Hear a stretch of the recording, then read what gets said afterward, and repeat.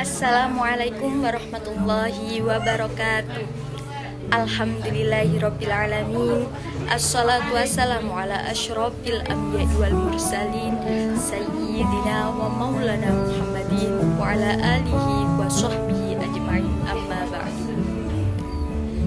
Izinkan di sini saya Rizky Amelia Putri akan membacakan naskah pidato yang berjudul tentang peran pemuda di era milenial.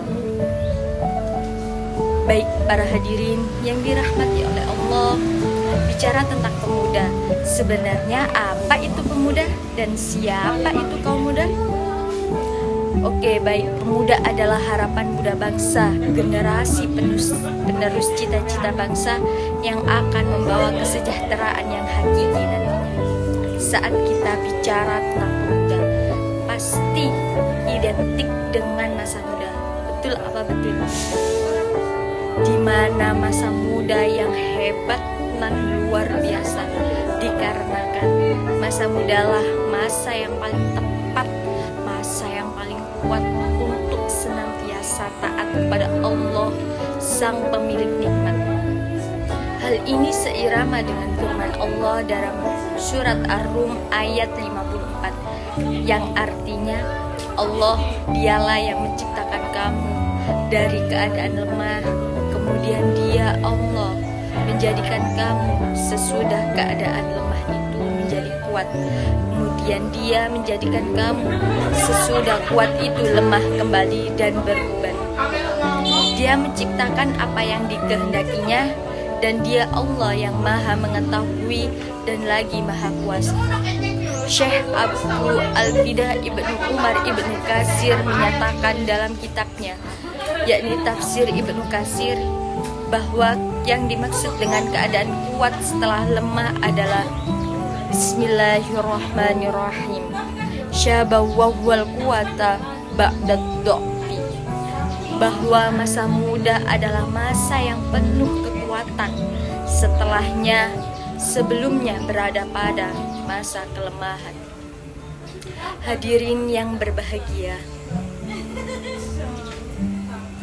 masa muda adalah salah satu nikmat dari Allah Subhanahu wa Ta'ala, di mana kita sebagai pemuda dianugerahi bentuk fisik yang kuat, mata melihat dengan tepat, tangan yang mengangkat benda yang berat, kaki masih bisa berlari dengan cepat, wajah tampan atau cantik mengikat. Maka sudah semestinya kita gunakan nikmat agung ini untuk selalu taat kepada Allah yang maha hebat. Tapi sayangnya di era milenial ini, di saat seluruh informasi bisa digali dengan praktis, foto di sana, foto di sini, dengan gaya narsis, kalau lagi kumpul dengan teman-temannya, subhanallah keren abis. Tapi sadar atau tidak, seiring berjalannya waktu, akhlak dan keilmuan semakin terkikis sedikit demi sedikit hingga habis. Na'udzubillahi min dzalik. Ketahuilah wahai pemuda Indonesia, tidak hanya tersusun dari sebatas peta, tapi juga tidak lepas dari gerak dan peran besar kaum muda. Para hadirin yang dirahmati oleh Allah, apa ada yang tahu tentang sejarah Indonesia yang mengenai tentang pemuda? Sejarah Indonesia adalah sejarah anak muda. Coba kita lihat setiap peristiwa yang disignifikasikan bagi tanah air Indonesia, hampir seluruh didominasi oleh anak muda. Sumpah Pemuda diperingati pada tanggal berapa para hadirin? Betul, pada tanggal 28 Oktober 1928 di Batavia.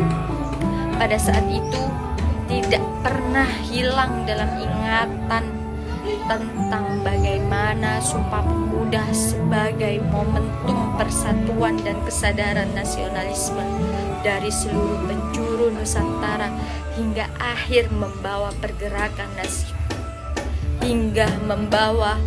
hingga akhirnya membawa pergerakan nasional menuju kemerdekaan rakyat Indonesia. Peristiwa yang tak kalah besarnya yaitu peristiwa Rengas Dengklok. Peristiwa apa? Ya betul, peristiwa tersebut di mana ketika anak muda mendesak dan meminta Bung Karno untuk segera memproklamirkan kemerdekaan. Hingga keesokan harinya pada tanggal 17 Agustus 1945, Insinyur Soekarno sebagai presiden pertama di Indonesia yang memproklamasikan kemerdekaan Indonesia. Dua peristiwa yang tidak akan terlupakan ini saya sampaikan dalam rangka mengingatkan kepada diri saya sendiri dan seluruh kaulah muda yang ada di sini dan di sana untuk kembali sadar siapakah pemuda itu sebenarnya, siapakah yang sebenarnya menjadi dalang di balik peristiwa 76 tahun yang lalu, dan siapakah diri kita sebenarnya. Pemuda itu harapan bangsa, generasi macan Asia.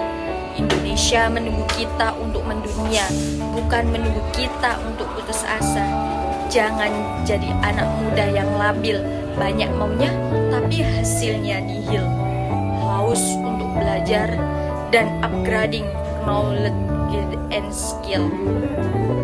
Ketahuilah, hanya kita generasi yang masih punya banyak stok energi dan waktu untuk gagal dan mencoba lagi berulang-ulang kali dalam segala sesuatunya hingga pada saatnya menemukan keberhasilan dan kesuksesan yang diimpikan di masa yang akan datang.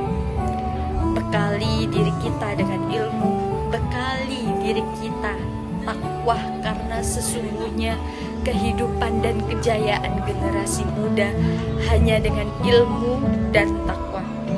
Abu Abdullah Muhammad bin Idris Asy-Syafi'i pernah berkata dalam syairnya,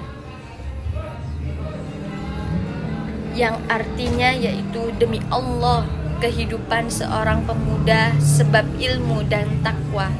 Apabila keduanya, ilmu dan takwa, tidak ada, maka esensi dirinya dianggap tidak ada.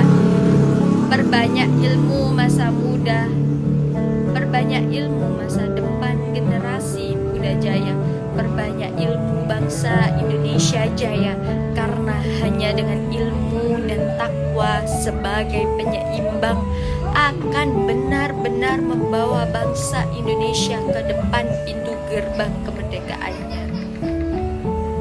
Hadirin yang dirahmati oleh Allah, pisau diasah pagi-pagi, bawa ke kebun untuk membabat. Berakhir sudah pidatoku ini, semoga bisa bermanfaat.